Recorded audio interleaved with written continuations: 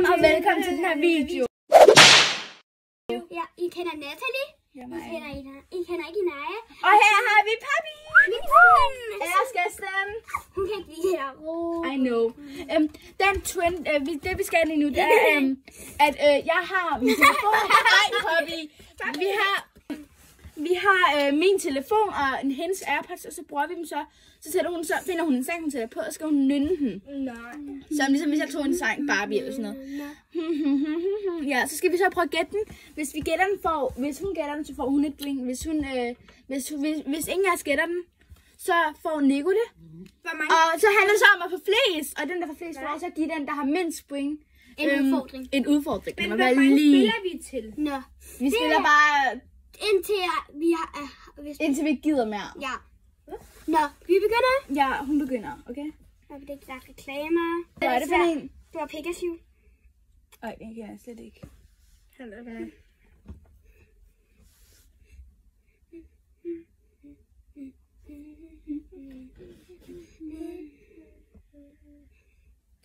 Luna. What the fuck, Nico? Er det Luna?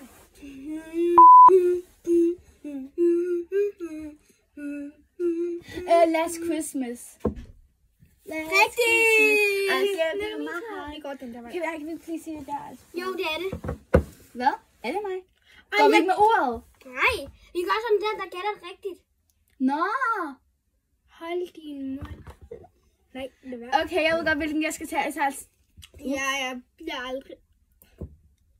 Last Christmas again. Jeg gør det altså for YouTube, okay? Fordi det er kun der, jeg kan finde den.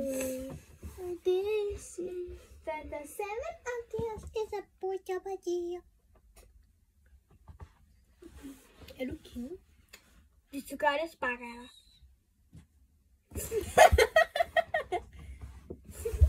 Okay, jeg har fundet den perfekte sang. Du kan ikke sige, at man lige kamera og se den. Og i Falkens, det er sangen. Jeg har lige set den. Har du set den? Der er jo vildt mange.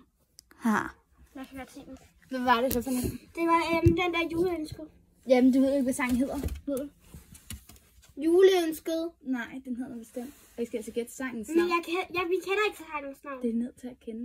Men vi kender det. Jeg skal jo lige nynne den, okay? Jeg ved fucking glemme at gå til det her. Jeg kan ikke der. Vi kan ikke se dig i kameraet, er det det? Har vi slik? Juleønsket.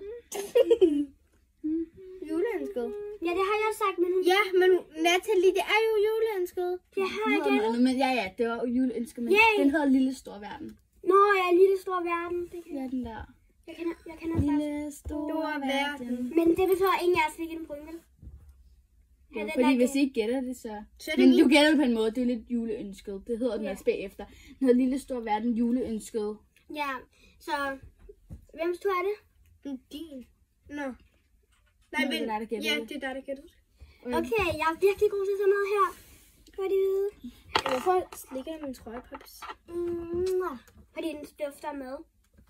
Det var garanteret det fra i går af. Yeah. Jeg ved, at vi skal lave på min. Ja, hun har også en kanal. Følg hendes kanal. Ja. Og jeg er den eneste, der ikke har en kanal her. Og Poppis har. Jeg ved, at vi skal lave på min kanal. Hvad? Poppy kan ikke lide, når man gør det. Hvem? Eller jeg kan ikke huske, hvad den hedder. Nå, hvem er det? Nej, men man kalder det bare for hvem. Sorry, Poppy. Så siger man sådan, nej, send videre. Så siger man sådan, jeg sender den her telefon videre til den, der, eller nej, i det mindste, det hedder, i det mindste har jeg ikke, så sådan til at starte den inde, i det mindste har jeg ikke en... Heller, I afslører det for seerne. Og det er ganske lige hurtigt. Så er der næste ord. Lille store verden. Nej. Se min næste. Nej, stop nu. Jeg har lyst til at synge. Kom til at synge. Nej, ikke Lille Stor Verden. Uret tigger tiden går.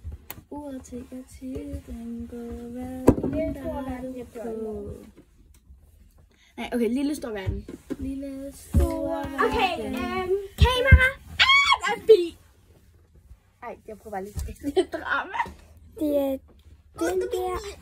I'm trying to do a drama. Aquarium. nej, det er kæmpe bil. Jeg prøver at dreje den anden bil. Okay, jeg har lagt den der, så I kan se den. Du skal altid også huske, hvad den hedder. Men jeg kan ikke se dig, Nas. Er det jingle? Nej. Jingle. Er det jingle? Jamen, det er fordi, jeg kan høre noget af det. Kan I høre noget? Er det tænker? Nej. Jeg kan jo høre det sådan. Man kan høre det. Prøv at tænke. Så har du det for lidt for ørerne. Er det en reklame? Det er en reklame! Oh det my var god! En reklame! Jeg har brugt min.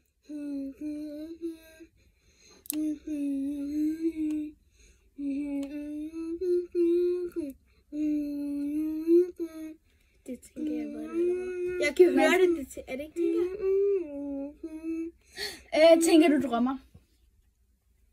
Jeg har et afsnit af det.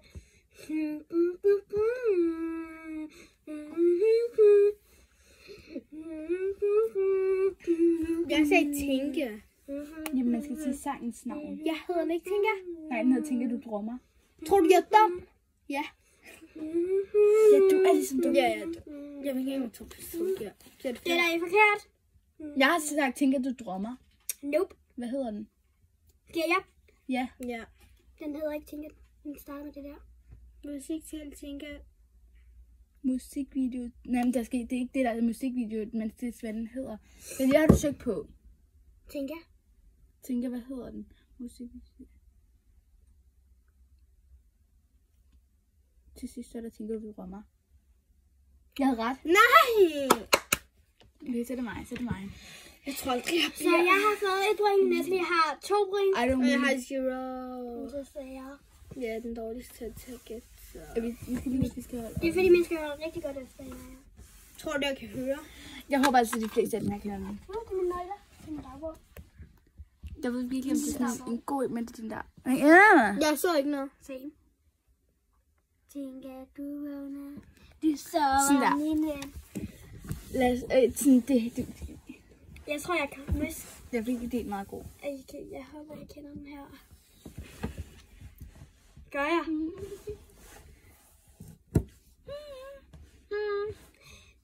Er det Bad Guys? Bad Guys. Jeg kan ikke. Bad Girl? Bad Guys. Ej, det er længe siden, jeg har set det der. Er det ikke de der 4 drenge? Dansk musik? Ej, jeg skal lige tisse. Nico, du tager ikke din telefon med. Nico, det der må man. Jeg skal tisse. Jeg skal have noget.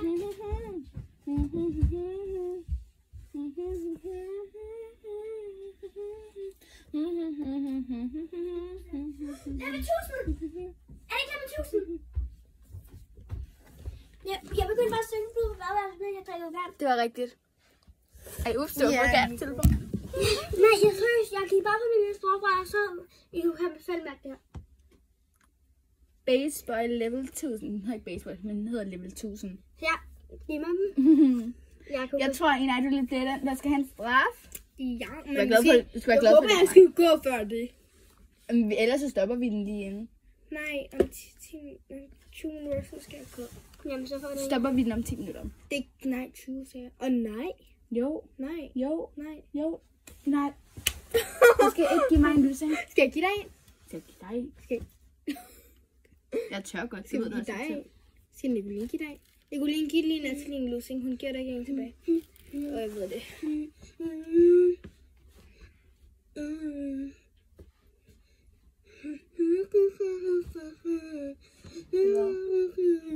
Nu gætter jeg bare.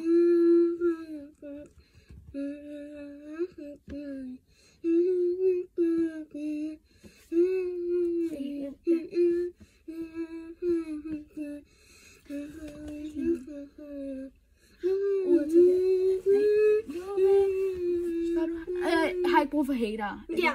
Har ikke brug for haters. Like us. Har ikke brug for hater. Det er en dårlig tanke. Ja.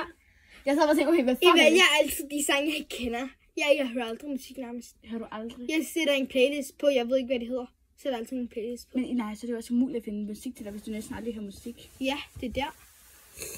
Du sagde ikke tænker, du drømmer. Du sagde bare tænke. Ja, fordi... Vil du tænke med mig i dag? Ja. Jeg kan ikke, jeg skal skrive. Det er fordi, at jeg har... Jeg er ikke så langt. Okay, jeg har heller ikke noget. Der er mange af dem, jeg kan se nu. Så synes jeg mange fra 9. Jeg er heller 8. Hallo.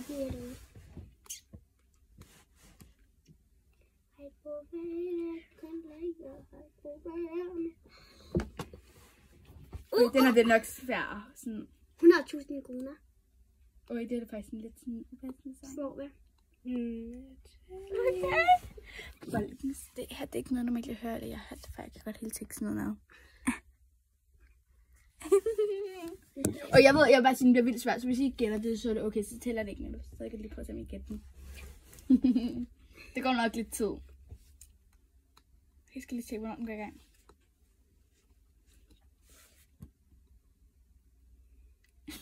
Okay. Er det da en reklame? Ja. Det kan det, man kan høre lidt. Hvad liv? Ej, skætte! Og I skal altså bare gætte navnet, så hvis det er, eller sådan bare gætte personen, der har lavet den, hvis det er, fordi det er rigtig svært. Okay, det er det vildt pinligt, jeg kan godt navnet. Ej, Poppy, pisen. Poppy, hvorfor har du? Har du sit? Nej, sit. Har du sit?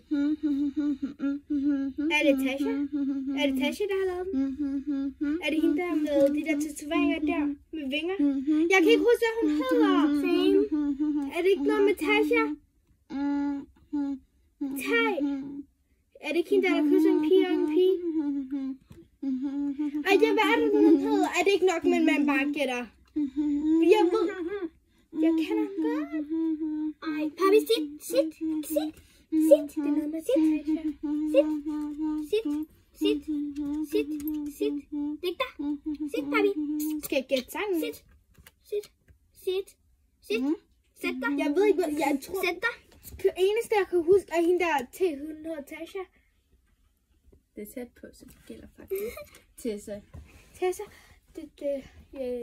Det var vildt, så jeg sad og tænkte, hvad skal jeg finde?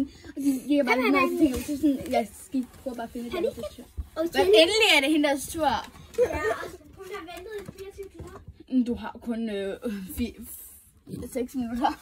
Jeg tror ikke, du når at vinde. Jeg tror, at den... Hvem er så flest spring? Det har Spektrum. Nej, for den er 44. Skal gå om 16 minutter. Kom her. Ja, men du skal... Jo, men er det om 6 minutter, så skal vi færdige. Kan du komme her? Ups. Jo, fordi... Kom hit op. Poppy, kan du komme hit op? Kom så. Kom hit op. Jeg troede, hun ikke må være herinde. Hvad? Jeg troede, hun ikke måtte være herinde. Det sagde jeg, hun godt måtte. Nå! Det var ikke meget, hun skulle ud. Poppy, læg dig. Kom her. Kom op. Poppy. Nej, det er ikke... Og jeg har også en at dukke. det har jeg også. Jeg har bare ridepigen. Jeg kan ikke finde den der. Poppy, kan du komme med? Kom her. Læg dig. Okay, jeg lægger sådan her. Så hun kan lægge sig. Læg dig bare. Læg dig. Poppy, læg dig. Dygtig. I ventetid. Og jeg er sikker på, at Natasha. Der er også en, der hedder Natasha. Du tog hun lidt sammen, Natasha og Tessa. Poppy, læg dig. Kan du lægge dig her? Natalie, jeg tror, du skulle tage sådan ud. Jeg kan ikke finde den. Hvad? Og jeg skulle bare have den her. Det er til en af mine dukker. Det er den her dukke. Er det? Kan man godt se, at jeg elsker Stitch? Ja. Eller hvis jeg bare gik ind på de mærke normalt, så ville jeg ikke helt kunne se det. Nej. Men Fordi jeg kender det, så ved jeg det. jeg har 2 Stitch-bamser. Ja. En Stitch og en Stitch-pige. Nå. Og hun kan ikke lide det der. Hun kan have sådan noget. I morgen skal jeg med op i min seng igen. Jeg har sådan noget hjemme, hvor jeg gør sådan, hvor jeg på tiden gik til min søster. Will you marry me? Det er bare til at ringe i stedet for. Nej, det er der til øreringen. Ja, men min var til ringen. Prøv at se Poppy, hvordan hun ligger. Will you marry me? Nope.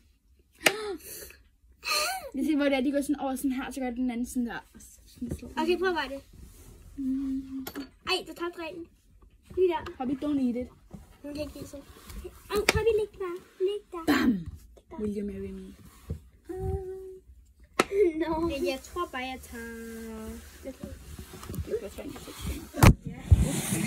Upsi, undskyld. Du har haft den helt samme telefon som min søster. Hun har den helt samme, hun har på. Jeg viser den. Okay, jeg håber ikke, de gætter det, men det... Jeg vil meget gerne vide det. Jeg tror sidst det. Jeg tror, den hende, der gætter det derovre. Er I klar? Okay, why? Og jeg kender måske den her. Det er derfor. Jeg er så lidt nervøs. Hvis det er den, der sådan, jeg tænker på lige nu, så har jeg kendt den meget længe. Nu er det jul. Det er jul med Morten. Morten? Er det ikke nogen, der har lavet den? Morten julemusik. Jeg kan bare huske, at han hedder Morten. Jeg kan ikke huske, hvad... Morten Mønster! Er det ikke Morten Mønster? Jo, det er Morten Mønster. Du skal sige sangen snart. Morten Mønster spiller Minecraft. Morten Mønster...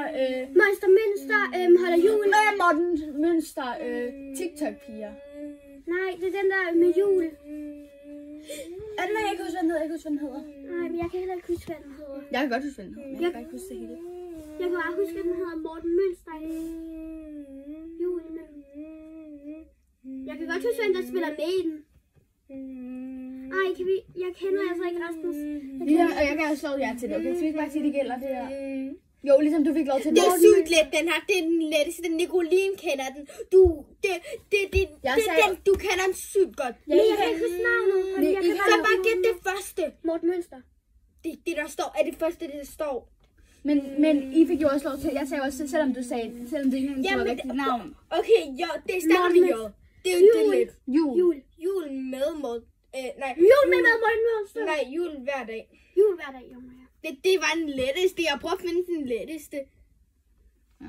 Jul. Men jeg ser, hvad klokken. Må jeg lige se, hvad klokken? Vi kan bare stoppe. Der kan godt. Lad os bare stoppe nu, okay? Nico, du skal finde på, fordi du har fået det sidste point. Hej, Margrethe, hurtigt. Ja. Hej, der er en sang, jeg virkelig godt kan lide. Yes, Popsen. Papa. Du er min far. Jul hver dag. Hvad laver du? Okay, jeg har lige om lidt fundet sangen, veninder og venner.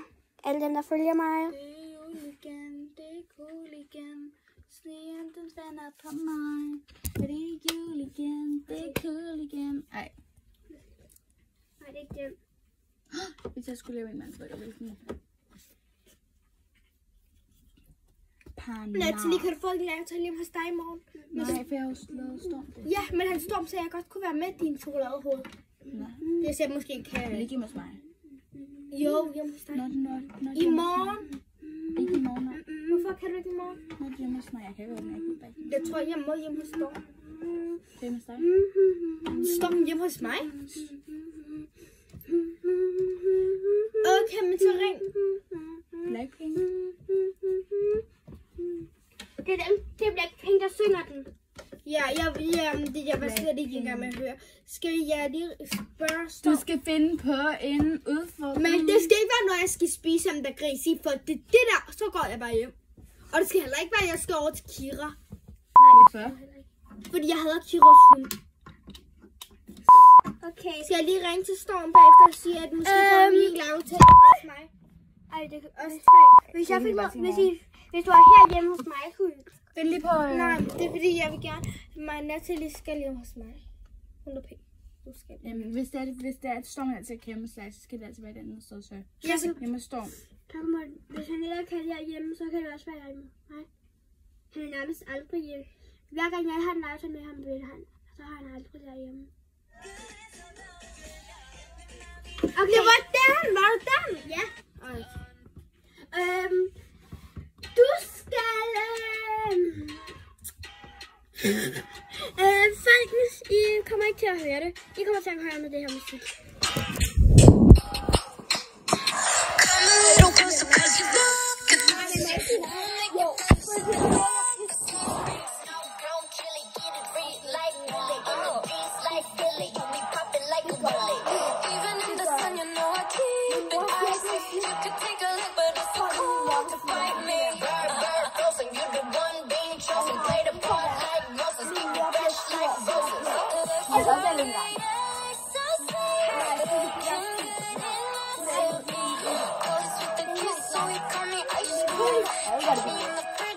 where the ice cream. Love so good, yeah, love so sweet. Baby, you deserve a treat. Diamonds on my wrist, so we call me ice cream. You can double dip, 'cause I know you like me. Ice cream, chillin', chillin', ice cream, chillin'. Ice cream, chillin', chillin', ice cream, chillin'. I know that my heart could be so cold, but I'm sweet, but you can put me on a cone. You're the only touch, yeah, to get me melting. He's the crazy, I always gotta pick him.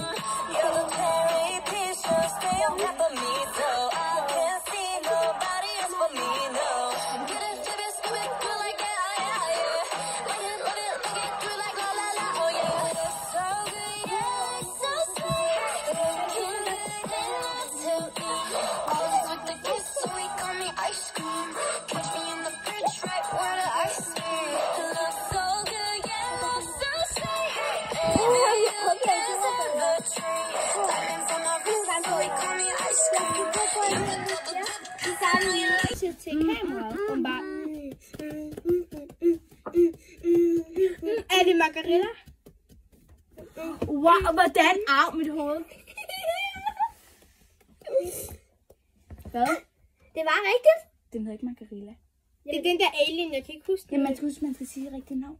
Poppy, så prøver vi igen. Ja, we're trying again. Danser, jeg danser, jeg Og hold den lidt længere ned. danser hele natten. Igen. Poppy, hvad er det? Nå, jeg tror, Poppy kan ikke dufte det med godt fra i går af. Tænker igen. Tænker? Er det den der alien-sang? Tænker? Okay, nej, jeg synes... Du har gættet 3 gange. Du må gøre normalt. Jeg har 2 tilbage. Ja.